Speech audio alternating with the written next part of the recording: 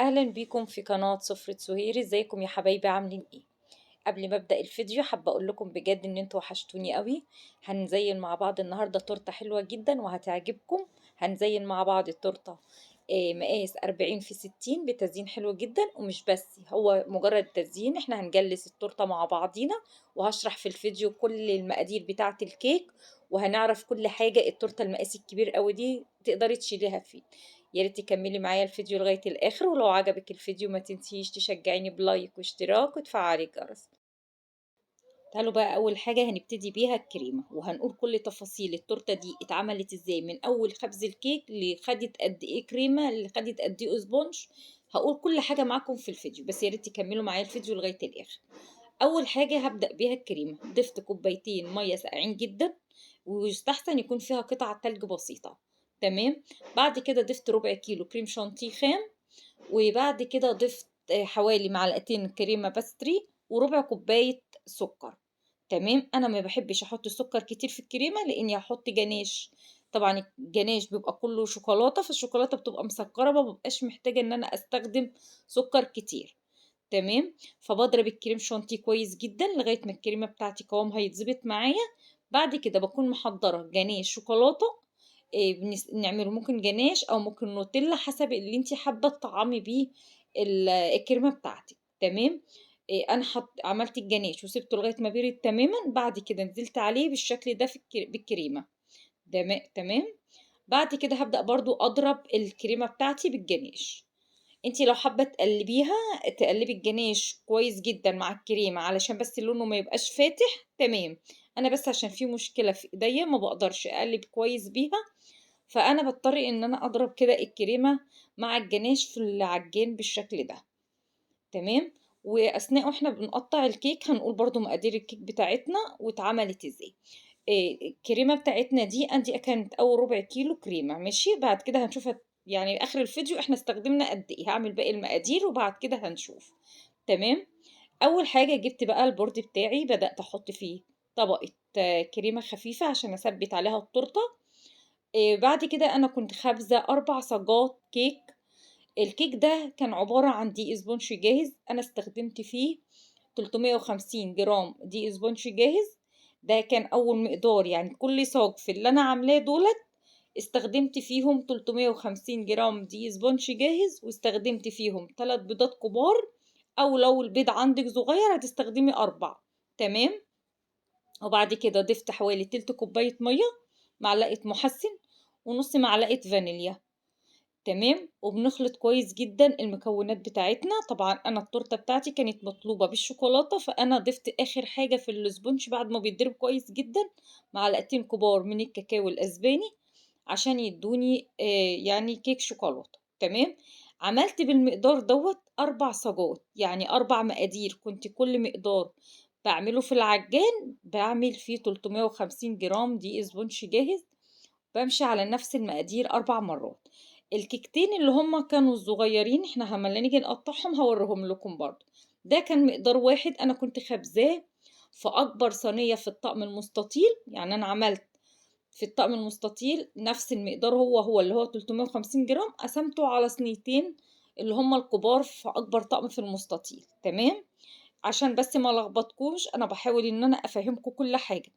اول مقدار في الكيك اللي احنا شايفينه اللي انا بفرد عليه الكريمه ده دلوقتي، ده كان في صاج مقاس كبير. كانت غالبا مقاسه 40 في 50. تمام. حطيت فيه مقدار واستخدمت عليه بقى كل المقادير بتاعتي زي ما انا قلت لكم. عملت منه 3 صاجات. ده بقى الكيك اللي هو كان في الصينية المستطيل اللي انا كنت بقطعه. هستغنى عن طبقة عشان اظبط بيها الطبقة التانية بالشكل دوت لو في اي حرف اتكسر مني، فانا بستخدمه عادي جدا. هيديكي ارتفاع حلو جدا، ومش هتستخدمي اسبونج كتير في نفس الوقت. يعني انا كل المقادير بتاعتي اللي انا استعملت كيلو و400 جرام ل4 صاجات اللي انا عملتهم، يعني من ضمنهم اللي هم 3 صاجات اللي هو المقاس الكبير، وبعد كده اللي هم إيه صينيتين اللي هم المقاس اللي هم اكبر حاجة في الطقم اللي هو المستطيل. يا ريت يكون شرحي قادرة اوصل لكم كل معلومة. تمام.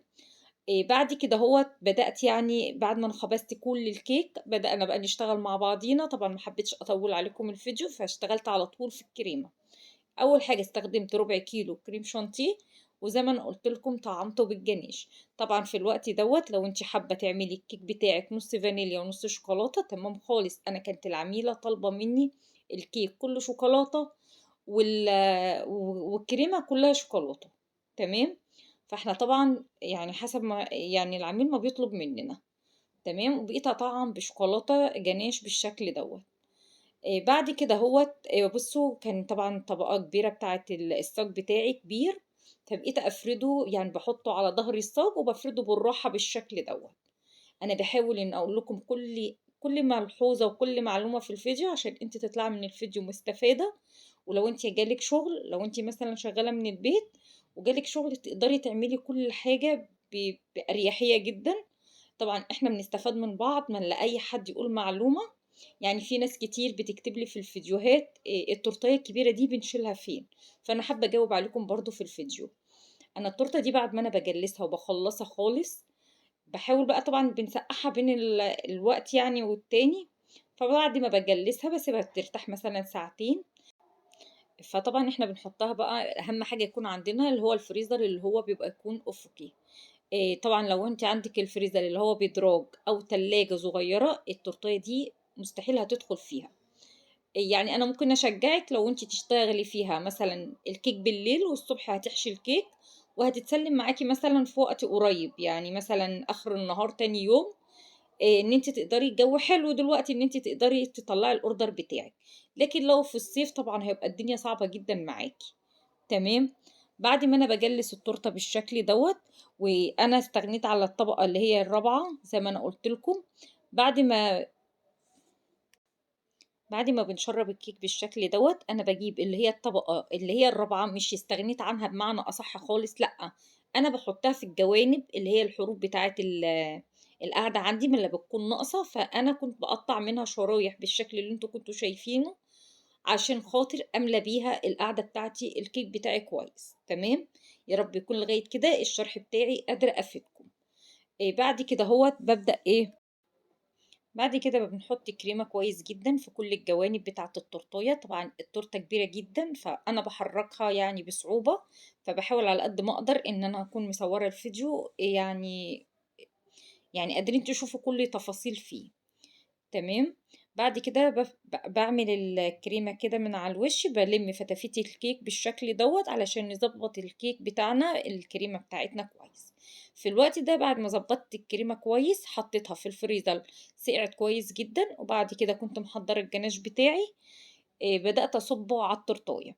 بصوا انا بفرد الجناش بالطريقه دي والجناش بتاعي انا يعني كده كده كل ده هيتغطى لان التورتايه دي بصوره زي ما احنا شفناها في اول الفيديو.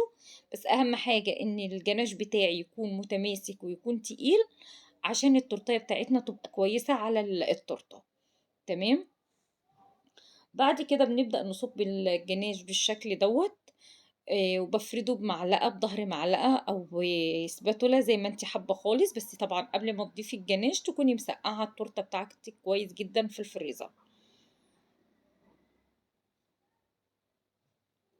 اي حاجة بقى كده جوانب انت بقى لو هتزيني حاجة فوقيها انا مش ههتم بيها كويس ان انا اظبط الجناش بتاعي لاني انا هحط بسكوتات وبرضو هحط الصورة فهتظبط معايا. ده بقى اللي هو الجوانب بتاعي التورتاية بصراحة بيخلي التورتة بتاعتنا في حتة تانية خالص. بيخلي التورتة بجد يعني أكنك جايباها من أفخم محلات حلويات. بعد ما بتخلصي التورتة بتشوفي حاجة كده بجد بتبقى حلوة جدا. هو التورتة دي بتاخد مجهود جامد لكن بصراحة بتبقى يعني بتبقى جميلة جدا. حاولي قسمي وقتك على أساس إن انتي مثلا ممكن تخبزي الكيك في يوم وتحشيه يعني تحشيه. ممكن تخبزيه بالليل وتحشيه تاني يوم. وبعد ما بتحشيه تاني يوم بتبدأي تعملي الشوكولاتات اللي على الجوانب دي بجد بتنقل التورته معاكي في حتة تانية خالص. الجوانب دي زي ما انا قلت لكم في فيديوهات كتير انا بحب تملي اعمل الجوانب دي على التورته. انا بجيب ورق طرنسفير. بكون مسيحة شوكولاتة على الحمام بخار وبنحط حوالي 3 معالق زيت. وبعد كده بنقلبهم وبنصب بتاع الشوكولاتة في الورق الترانسفير بالشكل ده. تورتاية زي دي مثلا، في ناس بتحب تعرف برضو، بتسألني كتير في فيديوهات، خدت مني قد ايه شوكولاتة. هي خدت حوالي 400 جرام شوكولاتة على الجوانب بالشكل دوت، ويعني شوية لعب كده انا عملتهم عشان ازين بيهم التورتة، فاخدت حوالي 400 جرام من الشوكولاتة. وبالنسبة للكريمة، انا ضربت 3 مرات كريمة عشان احشي التورتة واجلسها، فاخدت معايا حوالي كيلو الا ربع كريم شانتيه. كانت كل مرة بضرب فيها ربع كيلو كريم شانتيه. بصوا، انا بحاول ان اقول لكم كل التفاصيل دي علشان في ناس بتبقى شغالة من البيت، بتبقى كتير بتسألني على الحاجات اللي بالنسبة ممكن اي حد ما يهتمش بيها، لكن في ناس بتبقى مهتمية بيها. تمام. بعد ما انا ركبت الجوانب بالشكل ده، جبت قمع النجمة الصغيرة، بدأت ألف التورتة بالشكل ده، بعمل الوردة اللي هي بتبقى مقفولة، وبعمل بينها وبين يعني كل شكل كده روزيتا صغيرة، فكانت بتدي شكل حلو. اول ما يخلص الجنب معايا وتشوفوها تبقى بجد حلوة. يمكن هنا الفيديو بس بعيد، يعني مش موضح كويس، لكن اول ما بتخلص هتشوفوها. تمام. يا ريت بقى لو وصلتي معايا لغاية كده في الفيديو، هستنى منك تعليق حلو جدا زي ما انا بستنى منكم كل مرة تعليقاتكم، بجد اللي بتشجعني ان انا استمر معاكم. يعني بجد ببقى مبسوطة جدا. الناس الكتير يعني الفترة اللي عدت كانت بتكتب لي اني يعني مشتركة جديدة، بجد انا برحب بيهم في قناتي، وببقى مبسوطة جدا من تعليقاتكم. ولو في اي حاجة يعني اكتبولي ونعملها مع بعض على القناة، ولو في حد عايز يسأل اي حاجة على اي حاجة انا هرد عليكم، واحنا يعني مع بعض بنستفاد مع بعضينا حتى لو كانت معلومة بسيطة كده. بصوا، يعني انا حاولت ان انا اعمل الحروف كلها بالشكل ده. دي كانت كريمة، برضو كريمة شوكولاتة.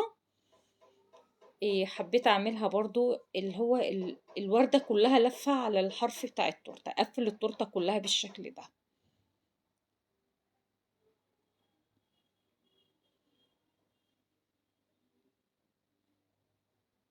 في الوقت ده هنكون محضرين بقى شوكولاتة مسيحاها على حمام بخار، عشان احط برضو على ظهر الصورة شوكولاتة اللي هي بتبقى خام، برضو هسيحها على حمام بخار. بس ملحوظة يا جماعة، ما نيجي نسيح شوكولاتة نسيبها تبرد قبل ما انا احطها على اللي هي الصورة اللي احنا بنبقى عاملينها عشان نحطها على التورتة. ليه؟ لانك انتي لو الشوكولاتة سخنة هتلاقيها سيحت معاك الصورة على طول، وبوظت شكل الصورة خالص. تمام. بصوا، انا بقول لكم اي حاجة انا ممكن اكون وقعت فيها، لان في مرة برضو انا كنت شغالة في تورتاية كبيرة زي كده، وجيت سيحت الشوكولاتة وما خدتش بالي ان الشوكولاتة كانت سخنة جدا، فراحت سيحت لي ملامح الصورة كلها وكانت شكلها وحش جدا. تمام. فاهم حاجه ان انت بعد ما تسيحي الشوكولاته سيبيها تبرد، بس مش تبرد لغايه ما تمسك معاكي، لا تبرد تبقى يعني خلاص تقدري تستحمليها، تقدري تستحملي حراره السخونه يعني بتاعتها. تمام. يعني ما تبقاش سخنه معاكي، تبرد يعني بمعنى اصح، يعني مش هسيبها تبرد لغايه ما تمسك تبقى ماسكه، ما بقاش عارفه افردها على الصوره، لا، تبقى يعني بارده دافيه جدا. تمام. بعد كده خلصت بقى الجوانب بالشكل دوت، لفيت شريطتين هعمله على شكل فلونكة عشان يدي شكل حلو جدا للتورته معايا. انا لقيت انسب حاجة للتورته الشريط اللي هو بيبقى البني دوت، بيدي شكل حلو جدا للتورته. تمام.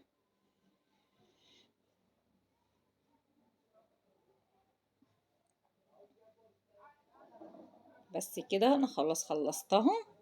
بعد كده هنبتدي بقى نشوف هنعمل ايه بقى كده في الصورة بتاعتنا عشان نبدأ نلزقها على التورته بتاعتنا. دي بقى الصورة اللي احنا هنلزقها على التورتة بالشكل اللي احنا هنشوفه. بقلب الصورة بعد ما انا بشيل طبعا اللزقة من عليها، بفرد بقى طبقة شوكولاتة خفيفة بالشكل دوت، بفردها كويس جدا.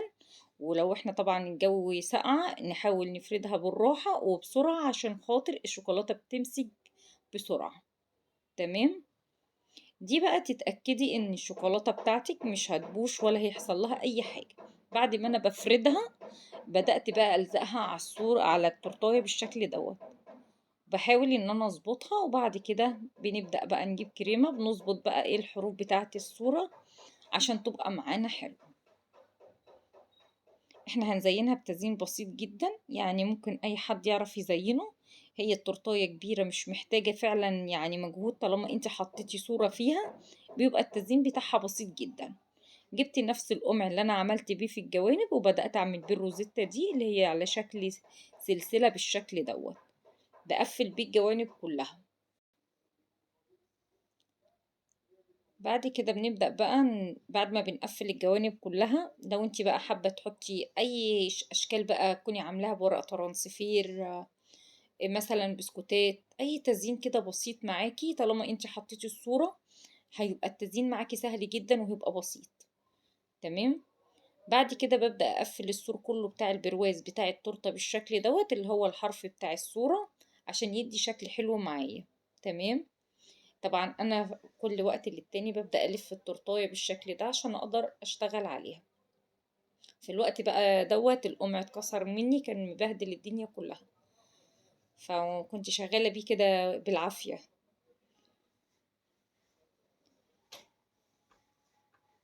بس كده احنا خلصت بقى الحروف كلها بتاعت التورتة بتاعت السور يعني بتاع الصورة بالشكل دوت.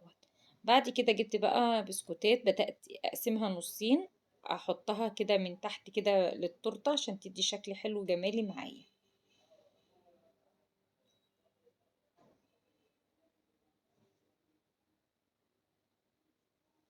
يعني انا هعمل حوالي مثلا 3 صفوف بالشكل دوت عشان يدوا شكل حلو معايا. انا التورته دي ما كنتش مدخله فيها يعني حاجات كتير، مثلا كريمه الوان او الحاجات دي، لان كانت العميله ده طلبها ان كانت عايزه التورته كلها شوكولاته في شوكولاته بالشكل دوت. بعد كده كنت عامله اللي هو المثلثات دي من ورق الترانسفير، وكنا عاملين اللي هي الشوكولاته اللي بتتحط اللي بتبقى ملولوه دي في الجنب، كانت بتدي شكل حلو جدا للتورته. فانتي لو حابة تعمليها هي سهلة جدا، ما بتبقاش فيها اي حاجة صعبة. تبيلي في التعليقات واحنا في فيديو كده نعملها كده، نعمل شوية اشكال بالورق الترانسفير ونعمل الشوكولاتة اللي هي بتبقى ملولوة دي اللي بتتحط على التورتاية. بصوا بقى في التزيين بقى بنبقى يعني محتارة اختار احط يعني انهي شكل بيبقى افضل معايا، فلقيت افضل حاجة ليا اللي التورته يعني، وانا بحط ان احط شكل البسكوتات نفس الشكل زي ما انا بدأت بيه تزيين من تحت زي انتي برضو من فوق. بصوت كان تزيينها بسيط جدا ومفيهوش اي حاجة صعبة. حطيت برضو شوكولاتة بالشكل دوت في الجنب، فنطقت معايا التورتاية. كانت تورتة بسيطة جدا وسهلة، هي تورتاية كبيرة جدا، شغلها متعب قوي لكن كان تزيينها بسيط. طبعا انتي لو قفلت الكيك بتاعك بتبقى الشغل بتاعها خلاص كده تعب وراح. تمام. بعد كده جبت كريسبات اللي هي لونها فضي او نحاسي، اللون اللي هو بيبقى النحاسي عشان كان فستان البنوتة اللي فيه شبه لي قوي، فحبيت ان انا ادي كده يعني حاجة بسيطة تنور التورتة معايا. وبكده بقى فيديو النهاردة خلص، هستنى ارائكم في التعليقات على التورتة الجميلة بتاعتنا بتاعت النهاردة. ويا ريت بقى فيديو النهاردة يكون اي حد فيكم استفاد معلومة بسيطة. لو عجبكم الفيديو ما تنسوش تشجعوني بلايك واشتراك وتفعلوا الجرس. استنوني الفيديو القادم. باي باي.